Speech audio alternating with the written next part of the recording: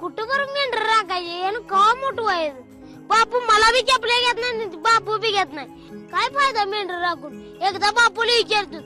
बापू काय इकडे या इकडे. काय रे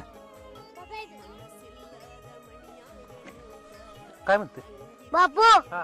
एक अर्धी मेंढर गाडी घेऊन जाऊ कोकणाला. ए गाडीला का नो आपण का चप्पल तुटले मी चप्पल घेणं मेंढरा जीवायला का मेंढरी काय गाडी घेते मी नको. तू एक काम कर तू शाळेला थांब आम्ही दोघं जातो. नाही नाही नाही मी कोकणाला येणार आहे मेंढर राखाय. अरे नको लागा ऐक की नाही नाही तुम्हाला पहिल्यासारखं चालणं होत नाही काय नाही. मी येणार आहे. मी चपला घेणार आहे हा, तुम्ही चपला घ्या मला राहू द्या पण मला गंडवून जाऊ नका मात्र. आता नाही नाही मला गंडवून जाऊ नका.